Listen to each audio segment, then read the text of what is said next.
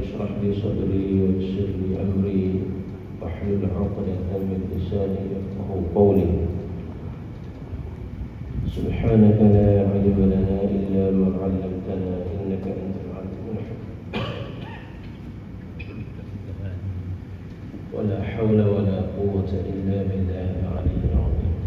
اللهم لا سهل إلا ما جعلته سهلا وأنت تجعل الحزن والصعب إذا شئت سهلا يا رب العالمين. أما بعد. Alhamdulillah, pada ini dapat kita sambung hadis 40 yaitu pada hadis yang ke-25. Kelebihan Allah dan keluasan rahmat. Di malam ini insyaAllah kita akan sambung menuju surat 339 di bawah tajuk petunjuk hadis. Mungkin bahagian akhir ada perbincangan kita berkaitan dengan hadis yang ke-25 ni.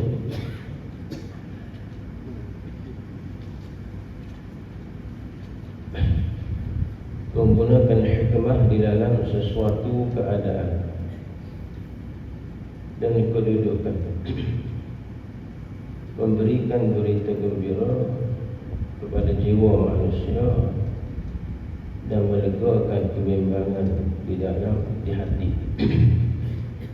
Jadi dalam hadis ni kita lihat bagaimana ada sekumpulan para sahabat Nabi radhiyallahu anhu yang mana mereka itu di kalangan orang yang tidak dikurniakan oleh Allah Ta'ala dengan harta yang banyak. Mereka terdiri daripada golongan orang yang miskin. Yang memang di kalangan para sahabat Nabi radhiyallahu anhu, ramai di kalangan mereka di kalangan mustada'afin, orang yang lemah dan orang yang tidak berharta. Maka apabila mereka melihat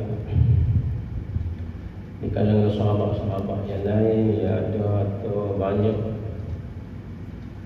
belum-belum bersedekah dengan harta mereka, menginfakkan harta mereka di jalan Allah SWT, maka timbul di hati mereka itu rasa cemburu, kita katalah ribtah, rasa ingin untuk bersedekah seperti mana mereka yang ada duit, yang ada harta. Lalu mereka bertemu dengan Nabi kita Muhammad SAW. Mereka bertanya kepada Nabi kita Muhammad SAW, mengadu kepada Nabi kita Muhammad SAW bahawa mereka ni juga nak sedekah seperti mana sahabat-sahabat lain ada duit, ada harta. Menunjukkan kepada kita betapa para sahabat itu ada sifat, kita kata fastaghfiru khairan, ulung-ulung dalam membuat kebaikan. Dia bukan berdeki untuk menghilangkan nikmat yang ada pada para sahabat yang kaya itu, tapi sebaliknya dia nak suruh dia juga seperti mereka itu boleh bersedekah. Jadi dia nak bersedekah macam mana duit tak ada. Dia mengadu kepada Nabi Muhammad SAW. Di sini Nabi kita menunjukkan kepada kita semua bahawa Nabi kita ni mempunyai hikmah yang tinggi dalam berdakwah. Sebenarnya kita semua maklumi bahawa Allah Ta'ala juga perintahkan kepada kita supaya berdakwah dengan secara berhikmah. Ud'u ila sabili rabbika bil hikmah. Serulah kepada jalan Tuhanmu secara hikmah, yakni bijaksana. Maka di sini terselah pada diri Nabi kita itu kebijaksanaan dia dalam menyelesaikan perkara agama yang timbul di kalangan sahabat sendiri, yang mana penyelesaiannya diri itu menimbulkan rasa gembira, seronok di kalangan sahabat. Jadi Allah Ta'ala suruh kita menyeru manusia ini ke jalan Allah SWT itu dengan bijaksana, hikmah. Dengan makna yang luas, hikmah, kebijaksanaan. Dan hadis Nabi sebut al-hikmatu dhalatul mu'min. Kebijaksanaan atau hikmah, segala hikmah itu adalah benda hilang bagi orang beriman. Maknanya kita boleh kutip kebijaksanaan ni, kalau kita nak sebut dari segi uslub dakwah kita, gaya kita berdakwah ni, daripada pelbagai sumber, walaupun di kalangan orang bukan Islam, dia buat kalau benda tu memberi manfaat kepada agama kita, kepada bidang dakwah, maka kita boleh ambil. Bahkan itulah merupakan benda ini orang beriman, hak milik kita orang beriman. Gitu. Al-hikmah untuk datang ini, maknanya hikmah itu seolah satu benda ini bagi orang beriman. Kalau benda ini bagi kita kan, kalau kita cari jumpa, kita lah.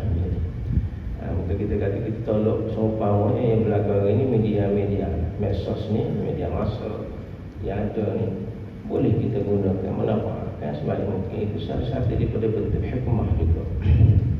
Ada Allah Ta'ala kata wal mau'izatil hasanah, dan dengan pelajaran yang baik, pengajaran yang baik, tutur kata yang baik, tutur kata yang lemah lembut, tutur kata yang penuh, yang syarat dengan nasihat yang baik, yang melembut, dan tidak melihatkan hati orang yang benar dan tidak menakutkan orang yang benar. Itu juga termasuk dalam hikmah. Bahkan cara yang ketiga yang diajar oleh Allah SWT, wajadilhum billati ahsan, dan berdebatlah dengan mereka itu pun dengan secara yang terbaik. Walaupun berdebat pun kena cari kaedah yang terbaik. Kita ni kalau kita faham berdebat lah, semua follow lah. Orang panggil apa, bakat kelahking kan, semua bakat kelahking.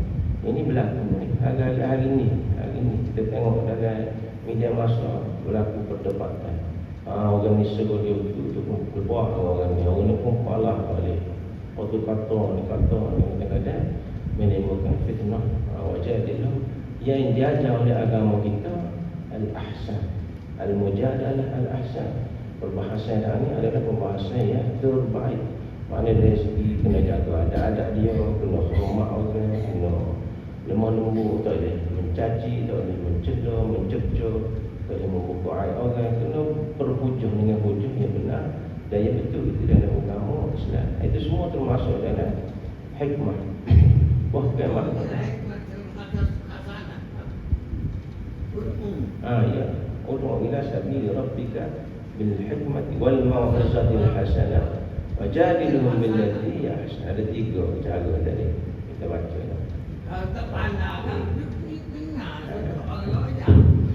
Jadi di situ juga maknanya kebijaksanaan yang ada pada seorang pendakwah ni ialah kita kutip, kita petik kepada apa yang berlaku pada Nabi kita sendiri dalam hadis ni. Maknanya kita boleh gurau secara luas bagaimana orang pendakwah itu sendiri mesti tahu penyakit-penyakit yang ada pada mad'unya.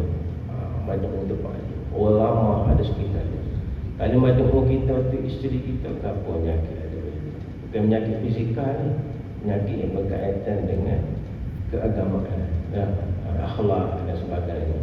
Penyakit yang disebut sebagai penyakit kita kata kerohanian.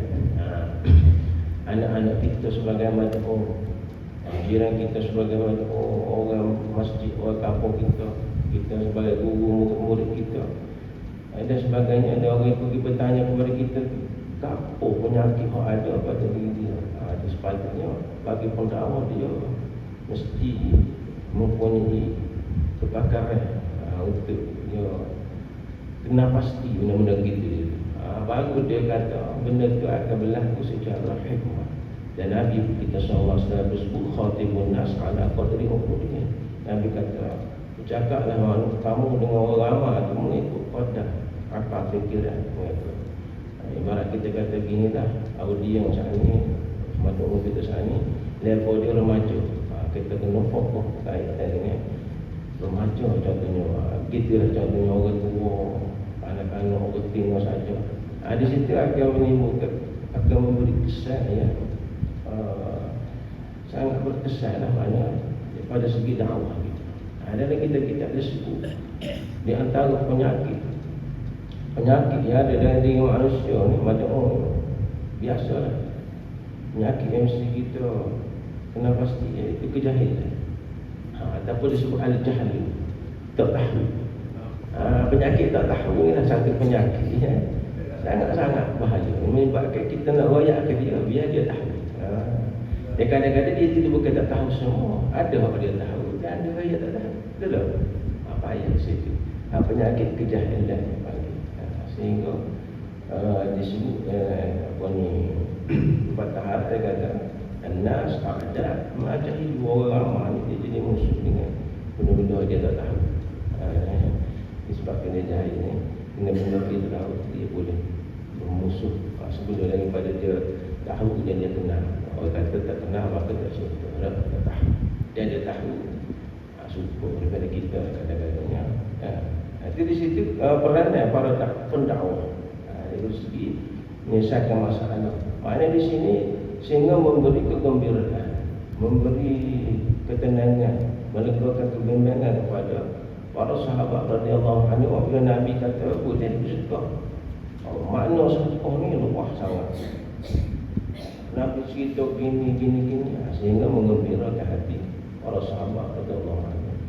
Dan dalam kehidupan kita ini ada di kalangan kita ni dia apa namanya apabila orang tanya apabila dia tengok orang lain ada mulalah mengeluarkan kita kata hukuman ataupun dia melempar ke teguh. Ini satu kesilapan yang berlaku pada pendakwah juga. Sehingga Nabi kata sebut iza qala rajulu halakan nasu fa huwa ahlakuhum. Apabila ada orang berkata punah habis dah, orang ni punah habis dah, halakan nasu punah habis. Nabi kata fa huwa ahlikum, orang jenis ni dia paling punah sebenarnya. Apa Nabi kata kita sebenarnya di sini dua kepahaman dia boleh kita terima ahli-ahli hadis tersebut. Pertama, orang yang kata gitu dengan niat dia sendiri tu nak merendah-rendahkan orang lain. Dia suruh dia tu tahu belaka, reti belaka. Orang lain tak reti. Orang lain tak tahu. Itu pertama. Ini Nabi kata orang yang duduk sini ahlak. Oh pun dia sendiri pun. Dia sendiri tu pun. Dia ada sifat takabur, sikap apa, wujud diri dia suruh. Dia belaka. Dia kata orang lain tak reti belaka, bunuh belaka. Orang lain ni Nabi kata ahlakuhum ataupun ahlakahum. Kemudian ataupun ada juga orang kata begini, tapi hati dia tidak bermaksud nak mengejek, nak merendah-rendah orang. Tapi dia rasa dia bercinta. Dia tengok orang ramai ni nampak tidak beragama, penuh dengan maksiat, apa dia kata habis dah orang ni. Tapi apa dia kata kita, dia kata gitu, dia nak mengislahkan diri dia sendiri, dia nak mengislahkan masyarakat. Maka di situ dia boleh pahala. Ini yang panggil ucapan gini dia adalah bukan ucapan yang merosakkan dia, tapi ucapan yang terpuji. Orang begini maknanya dia pun bertindak, dia pun mengajak orang, menasihat orang. Tidak ada masalah. Ahli-ahli kata kalau orang ni kata begini dengan jiwa dia tak ni menimbulkan penginsafan dan dengan tujuan untuk sebab dia berduka cita dengan masalah umat berapa ni pun habislah dia kata. Pada dia pun berusaha, maka itu adalah satu apa ni betul dia terpuji. Hak mula-mula tadi ada juga golongan tadi mula-mula tu ini kata tu juga nak mengejek orang lain, nak merendah-rendah dan menghina orang lain. Itu dia sendiri adalah Nabi kata ahlakuhum, dia sendiri pun. Ini dari segi dakwah lah juga. Ada segi dakwah lah juga. Maka di situ tidak berkesalah dakwah dia. Boleh melihat orang, boleh menakutkan orang dan sebagainya. Ada sejenis lagi yang Nabi sebut. Ini daripada dakwah juga Nabi sebut kepada Ibn Mas'ud radhiyallahu anhu. Nabi kata halakal mutanatti'un. Nabi sebut 3 kali Nabi ulang. Halakal mutanatti'un, halakal mutanatti'un, halakal mutanatti'un. Para sahabat dia kata kepada Ibn Mas'ud radhiyallahu anhu, dia kata hancur binasalah mutanatti'un ni apa dia? Iaitu orang jenis berdoa dalam sesuatu. Berdoa. Berdoa. Orang Nabi ajar Dia bagi contoh lah, contohnya para sahabat Nabi ni kalau dia ambil air semayang ibarat tak basah. Tanah tempat dia ada ambil semayang tak basah. Titik air nak royak dia jimat jago apa ni air sana.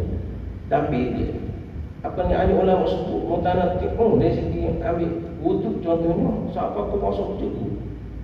Teko kali ni orang siapa aku belah-belah kali dia kena air tu mengalir air. Hari termasuk dalam golongan mutanaqqi. Ahli ulama sebut. Banyak lagi lah contoh-contoh dia ni. Pakal dia lepak dakwah ni kat kecil tu bahasa tu aku tak boleh faham. Olah-olah dia tinggi buah ni. Tahu kita nak katakan istilah online moden.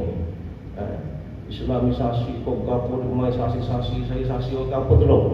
Gapo dia. Tak faham. Ini mutanaqqi juga ada ulama kata. Dia kecil tengok kamu tu menyebabkan jadi tak faham. Kau faham? Ini mutanaqqi itu al-mutasyaddidun fi ghairi mawaqi' tasydid. Dia amal kekeh dalam sesuatu benda tu tempat yang tidak sepatutnya. Dalam perkara dunia bukan ada ulama kata dalam perkara dalam perkara agama dan bukan dalam perkara dunia hatta dunia sekalipun. Sebab tidak ada istilah dia nak at-tawassul. At-tawassul ini al-wasatiyah. Sederhana dan pertengahan. Dia tak seimbang. Tak biar kata pergi berdoa. Semuanya kan macam-macam kita dengar dah. Oh ya Allah akbar kat kerja mata kat busuk. Gitu pala. Betul dia buat gitu. Itu dia panggil mutanaqqi. Duduk. Geno itu pasal orang ada kepada masa. Contohnya dia boleh puasa bila dia musafir. Ataupun dia sakit, togok. Nabi kata, tak payah puasa, pokoklah ganti semua lah. Nak puasa semacam letih-letih lah. Mutanaqqi. Dia banyak dah orang yang mutanaqqi ni banyak. Kadang-kadang macam apa istilah kata kalau kita musafir boleh puasa 2 rakaat. Boleh puasa apa? Bukan boleh jamak. Tak siap kalau apa. Apa banyak pada banyak. Dah 2 mana banyak juga. Mungkin wa idza darabtum fil ardi walaysa 'alaikum junahun an taqsuru min as-salat. Dalam Quran ada sebutkan. Ada yang mana? Jadi dia kata, oh 2 sikit ai waqaflah. Sebenarnya tak apa dah ni aku terlepas kan. Lah ikut patut dia tak apa nak aku terlepas. Kena ikut agama dah. Jadi benda-benda gitu mutanaqqi. Dia macam dia menyusuhkan. Jadi ibarat kita kata pandangan dia tu ke. Kalau kita dengar tak jadi gelano payah. Payah nak terima, payah nak buat lah. Tak pakai tak buat ada. Nabi ulang 3 kali halakkan mutanaqqi. Halakkan maknanya lepas dakwah juga. Di sini maknanya tidak ada usul-usul hikmah yang berlaku. Ini berlaku. Kita boleh tengok mana lalah kalau bercakap contohnya dengan lalah yang tinggi kita kata kena royak gini dah. Apa yang kerja kita sebab dia profesor contohnya. Sebab dia dia depan ni orang kampung tak payah lah dia kena royak amun-amun kena tambah lalu ada sepatutnya dalam ulama. Dia ajar orang ahli ulama kita lah. Pakar-pakar dakwah kita. Itu yang pertama. Banyak sikit yang pertama. Sebab dia berkait dengan bab dakwah. Nabi nak ajar setiap perbuatan Nabi, setiap amalan Nabi, kata-kata Nabi adalah dakwah kepada kita. Dia diajar dan guru utama kepada kita. Dia nak ajar kepada umat selepas ni lagu ni nak dakwah. Lagu ni nak dakwah. Dia tak kata kerak, dia tak kata setiap hadis yang kita baca tu. Kemudian kelebihan zikir-zikir.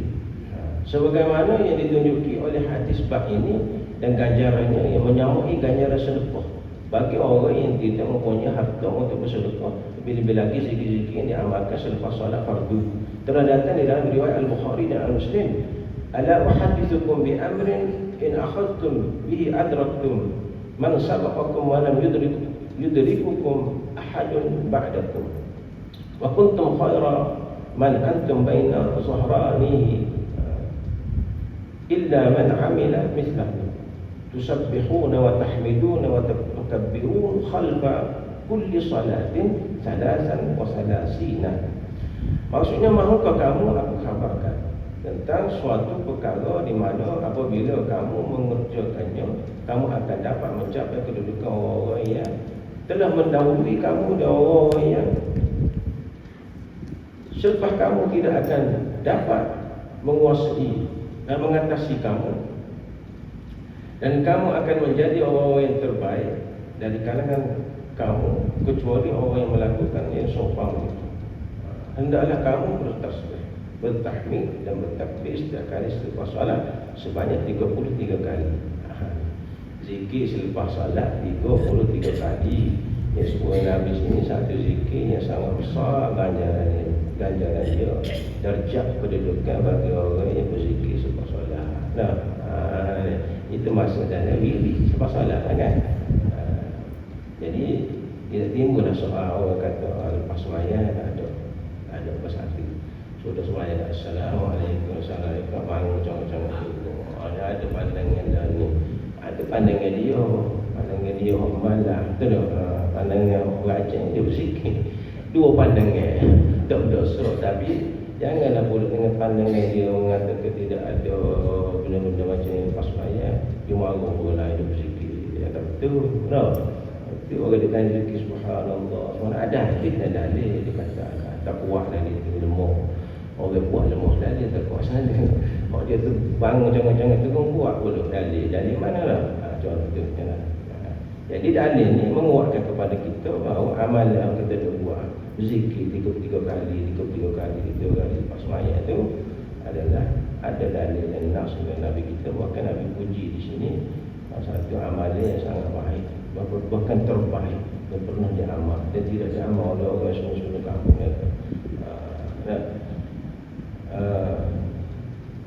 Walam yudrikukum ahadun ba'dakum. Dia kata ni, dan kamu tidak akan dapat mengatasi kamu, dan kamu akan menjadi orang yang terbaik dari kalangan kamu. Ini terbaik mana orang yang boleh berzikir ini. Mudah-mudahan ni kalau kita tak amal tu mudah. Kemudian mustahab bersedekah. Mustahab ni mana? Sunnah. Sunnah bersedekah bagi orang yang fakir, jika ia tidak mendatangkan kesempitan kepada keluarga dan dirinya sendiri. Jadi orang fakir pun boleh bersedekah juga, cuma janganlah siapa memudaratkan keluarga dia dan diri dia. Siapa dia tak boleh makan, tak boleh lah. Zikir bagi orang yang kaya, ada pun zikir bagi orang yang kaya walaupun telah banyak melakukan infak, maka ia merupakan penambahan dalam ganjaran dan pahala bersama-sama zikir dan berganjar. Orang kaya dia mana dia boleh banyak lah, sebab dia boleh sedekah dengan harta dia, kemudian dia berzikir pula, support juga pahala, ada penambahan ganjaran pahala yang diberikan oleh Allah SWT.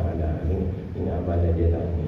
Janganlah pula mata ada kaya dia boleh sedekah mana-mana dengan tetap zikir lagu. Jika orang miskin lah zikir, kita tak baik lah untuk zikir sedekah. Kita kena rebut pula ni.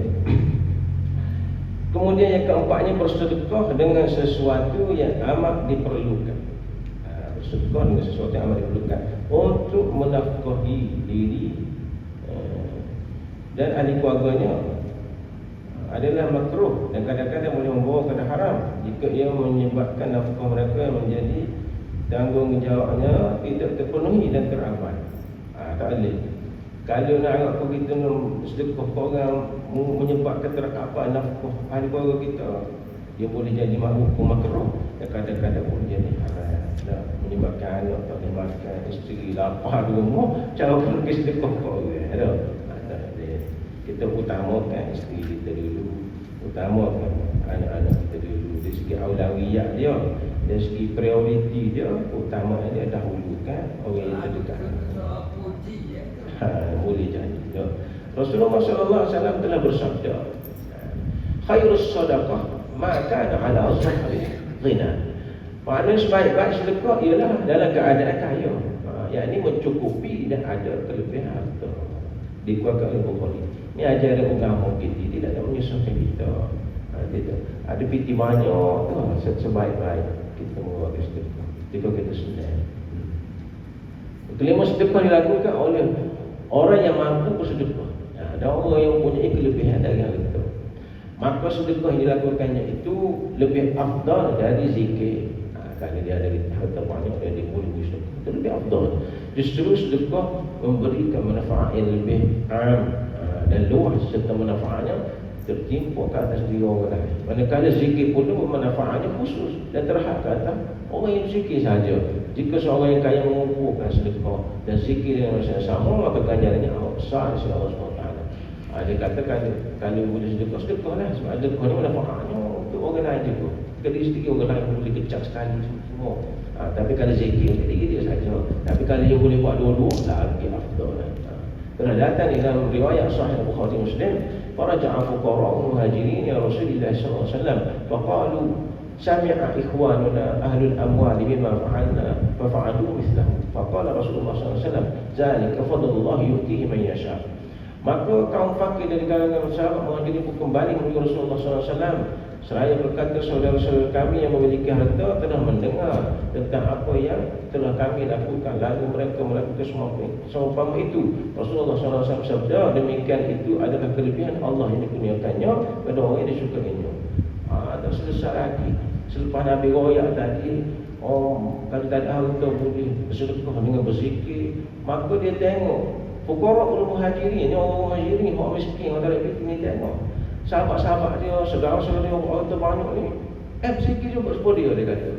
Dia kata, tak jadi Rasulullah, dia orang sedekah pas zikir banyak pada kita pun ni. Dia ingat juga Nabi kita SAW. Nabi kata, zalika fadlullah yu'tihi man yasha'. Dia adalah kelebihan kurnia Allah kepada dia lah. Ya Allah Ta'ala nak uji ke siapa dia suka ya. Ada kelebihan dia lah. Orang dan orang itu begitu sekali pada sahabat radhiyallahu anhu ini, dia berlomba-lomba dalam bab amal ibadah. Fastabiqul khairat. Boleh ada kau kita pokok dekat dengan pokok ni, kita pakai lomba ni.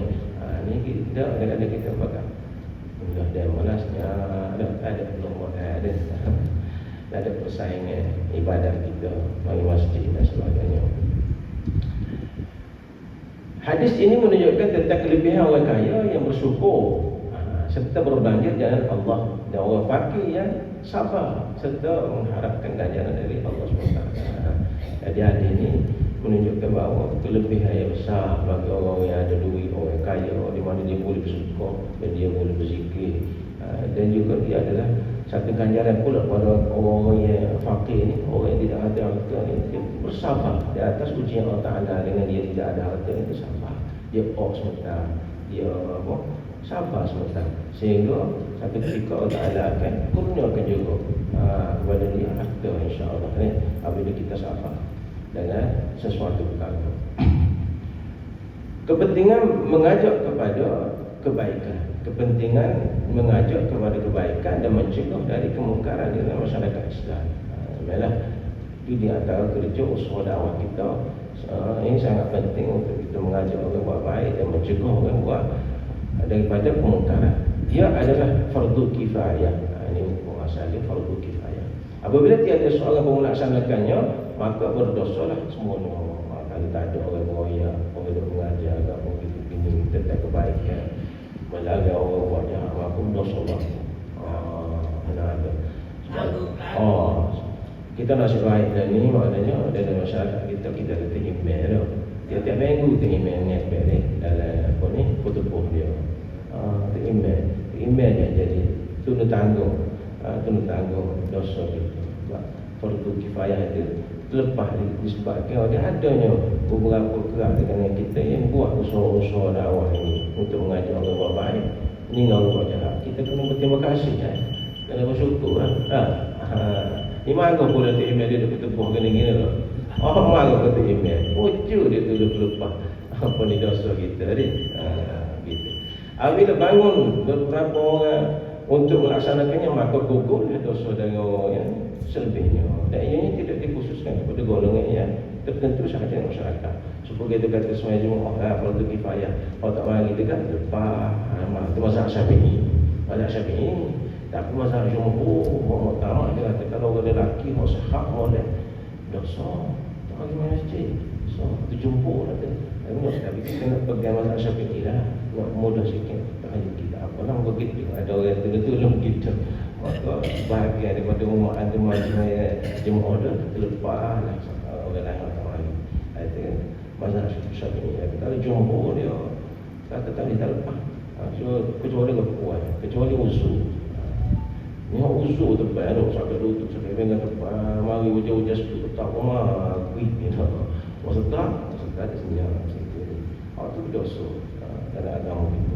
Menggauli isteri dengan baik dan menunaikan hak-haknya yang mendatangkan ketenangan diri dan kelapangan hidup. Begitu juga si isteri hendaklah menggauli suaminya dengan baik sebagai suatu pengiktirafan terhadap kelebihannya dan kesyukuran terhadap ihsan. Gitulah dari segi muasyarah zaujiyah, pergaulan di antara suami isteri. Wa ashiruhunna bil ma'ruf. Suami kena melayani isteri dengan baik, isteri kena layan suami dengan baik. Cukup dah 2 kali 5 dah. Itu yang ke-8 tu. Yang ke-9, anjuran agar bertanya tentang sesuatu yang boleh memberi manfaat kepada orang Islam. Dan dengannya boleh meningkatkan keimanan bagi seseorang Muslim. Boleh juga teknik kita nak berdakwah tu, kita tak seroyak ataupun tak pandai nak royak, kita tanya soalan. Boleh, kita tahu dah, tanya. Nak suruh orang tu jawab, orang lain boleh tahu kata. Tapi kena tanya, biar kena masa tepat lah. Jangan ngomong pasal pada. Tu yang panggil tidak kena pada tepat. Tapi kita kena pada tepat ni. Supaya kita kata apa, kita nak buka video, guna kunci tak kena lah. Tak buka password dah ni. Walaupun ada nak kunci pun dah. Kunci kita berak, lagi buka kereta Honda. Mana ketepatan walaupun sama-sama nak kunci pun boleh. Contohlah. Orang yang bertanya dan meminta fatwa hendaklah bertanya tentang sesuatu yang tersembunyi dalilnya dan pengetahuannya apabila ia mengetahui akan keadaan orang yang bertanya bahawa beliau tidak berasa benci dengan soalan itu dan tidak bertanya dengan adab yang buruk. Kena ada adab lah. Penjelasan dalil untuk orang yang belajar lebih-lebih lagi dalil yang tersembunyi dari pengetahuannya, agar jawapan yang diberikan berserta dalil itu menjadi lebih tersimpan kukuh dalam hatinya dan beliau menjadi lebih terpanggil untuk melaksanakannya. Manakala kita royak sesuatu itu dengan ada dalil lagi, baguslah. Pensyariatan kias dan tertib hukum yang disertakan kepada sesuatu urusan yang menyerupainya atau ada persamaan dengannya. Dalam sumber kita ada 4 utama kan, Quran, Sunnah, ijma' ulama, qiyas. Ada 4 situ ni, ijma' ulama, qiyas melalui fatwa-fatwa dan pendapat-pendapat mazhab-mazhab para sahabat radhiyallahu anhum. Kalau orang main Quran Sunnah saja saya pakai ijma' qiyas tak boleh. Tak boleh. Sebab dalam bab semaya, bab puasa, bab zakat dan sebagainya banyak dikeluarkan hukum-hukum, kaedah-kaedah dan sebagainya oleh para ahli ulama, para mazhab-mazhab yang kita ikut, yang dikubah, yang dikeluarkan oleh para ahli ulama mazhab Syafi'i, mazhab Hambali, Maliki, dan bukan kata Quran Sunnah, sebab Sunnah dan Quran sendiri kalau kita tidak ada ilmu mendalam bahasa Arab, ilmu bahasa dan sebagainya, kita kepahaman kita tidak serupa. Banyak hari ini ayat-ayat mutasyabih dalam Quran itu diambil faham oleh orang yang tidak faham bahasa Arab dengan faham yang salah. Banyak. Siapa ada kecek itu dan sebagainya kan, tak mau betul kena bina. Terjemahan dipanggil al-Sabhi, terjemah atas darah gitu. Sebab bahasa Arab sendiri tinggi, khusus sastra dia, balaghah dia dan sebagainya. Ada golongan-golongan ini dia tolak teruk ilmu balaghah, sedangkan ilmu balaghah itu adalah sebahagian ilmu bahasa Arab. Dan bahasa Arab itu adalah bahasa Quran. Apabila kita tolak balaghah sana, maka setaklah Quran itu banyak ada dalam Quran, banyak. Kalau kita nak bahas ini kita ambil. Jangan ada balah ni. Ayat apa? Ar-Rahman 'ala al-'arsy istawa wa yadullahi fawqa aydihim wa bukan orang Melayu dapat, orang tak bukan. Abang ngaji mula, duduk dalam kuliah, dia kepala, gogang, merah muka kepala. Ayat, apa dia? Yadullah fawqa aydihim. Kalau terjemah bodoh, tangan Allah atas tangan mereka. Itu terjemah, jatuh tangan. Dia kepala, gogang, Last kali sallu ala nabi. Assalamualaikum. Kok mau betul aku betul. Selesai masalah tu kuliah. Kita pun tengok klipah. Oh pada lagu ni mana. Ayatnya bagai mutasyabihah ni bagai yang sangat luas. Situ dah maknanya dia kena rujuk pada pakar-pakar yang ada pelakon dalam kitab semua ni kita kena rujuk yang sahih. Jangan pula menyebabkan boleh jadi rosak akidah kita. Duk main tangan duk dapat tangan Allah sebut tangan kita nolak sudah laisa kamitslihi syai'. Allah Taala tidak serupa sesuatu atau tu. Jangan terbang doa. Kalau kita toh saudara tidak setuju. Pakai ikut ulama kita yang duduk tangan kekuasaan Allah, qudratullah. Yang mana kekuasaan Allah Taala itu mengatasi segala-galanya. Apa? Puasa ni biasa orang guna tangan, betul tak? Saya dengan tangan, nampak orang dengan tangan, betul tak? Nyaka dengan tangan, nukan dengan tangan. Itu bahasa Arab dia panggil, pada Allah nanti isti'arah dia panggil majaz, dia guna. Bahasa kan ni pakai personifikasi ke kawan saya ada lebih dah apa orang ngaji sastra tapi begitu tinggi masalah dan kita tengok bodoh pasti perlu kepada ilmu tafsir dah kalau kita tengok ke Quran sumber Quran kena ada tafsir. Siapa yang bertafsir? Orang maka kalau kita tolak orang sana orang tu ulama maka kalau kita tolak ulama tak betul dia hari kena pakar siapa ulama Syafi'i, Ambali, Maliki, Ibnu Katsir, Tabari, banyak ada. Tafsir Zamakhsyari semua ada. Boleh belajar kitab tu tempat-tempat. Sekarang dosa kalau kita kata Allah duduk atas aras. Banyak satu sahaja. Saya kata dia banyak banyak lagah. Banyak lagah sebab dia menyebabkan akidah. Dia tentu dia banyak lagah, banyak keadaan. Dia boleh menyebabkan haram hukum dia. Dia boleh menyebabkan harus. Dia boleh menyebabkan jadi murtad dia. Apabila kepala dia atas kepala dia ke mana? Duduk sepuluh orang cokong. Tak boleh lah. Dari satu mesti syait. Panjang pada kena bahas semula. Allah ada besar. Kita senang-senang lah. Kita kata Allah mempunyai arah. Tak tahu dia duduk ke mana. Tak main senang-senang. Dia kena tengok ahli mufassir. Tengok apa orang yang tak boleh main senang-senang kita. Tapi kita kena faham bahawa Allah Ta'ala ini bersifat dengan sifat yang sempurna. Al-kamalu lillahi wahdah. Kesempurnaan itu milik Allah. Jadi dia laisa kamitslihi syai', tak serupa sikap apa dengan Qul huwallahu ahad, Allahus samad, lam yalid wa lam yakul lahu kufuwan ahad. Tak ada kufu. Siapa? Kalau dia main serupa tu kata gitu sebenarnya.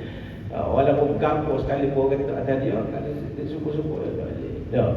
Kudrah dia tak serupa dengan kudrah kita. Samuk dia tak serupa dengan samuk kita. Basar dia tak serupa dengan basar kita. Allah melihat serupa orang kita. Allah mendengar. Tapi serupa kita ada. Lagu mana? Lagu itu. Lagu kita melihat tak nampak sudah. Tuhan nampak belakang. Hak lupa kita nampak. Tuhan nampak belakang. Hak langit nampak kita Tuhan nampak. Lagu mana Tuhan? Lagu itu. Apabila kita fikir tak boleh fikir itulah Tuhan. Kita fikir tak terfikir itulah Tuhan. Sebab dia Maha Kuasa. Patut dia nama Tuhan. Kalau manusia mengaku dia Tuhan, setara mana dia? Dia boleh tengok belakang. Dalam perut dia sendiri pun dia boleh tengok. Dalam perut dia, hati dia, otak dia boleh tengok. Lah ni Tuhan beri ilmu sikit boleh suruh buat masuk tu ilmu Tuhan beri juga. Sikit kadang-kadang salah juga. Macam dia scan budak dah, scan dia tanya dia betul. Bahitin dah ke jatah. Tengok ada. Oh suka tu tak mau dia mungkin nak jatah. Puan tu bitin tu. Lah dia kata, dia betul kata kenapa ada connect tadi kata. Oh tin juga. Anak rakyat kita lah ilmu kita setara itu je. Ilmu makhluk Allah Taala lebih. Dia kena ada asah dia lah. Kalau nak tafsir tadi Ar-Rahman As-Tawa'ad tu tafsir dia lah. والله أعلم بالصواب سبحانك اللهم وبحمدك أشهد أن لا إله إلا أنت أستغفرك وأتوب إليك أعوذ بالله من الشيطان الرجيم بسم الله الرحمن الرحيم الحمد لله رب العالمين والصلاة والسلام على أشرف الأنبياء والمرسلين وعلى آله وصحبه أجمعين. اللهم اجعل جمعنا هذا جمعا مرفوعا تفرقنا من بعده تفرقا معصوما ولا تجعل اللهم فينا ولا معنا ولا به بعضنا شقيا ولا مطردا ولا محروما يا رب العالمين. وصلى الله على سيدنا محمد وعلى آله وصحبه أجمعين والحمد لله رب العالمين. تقبل الله.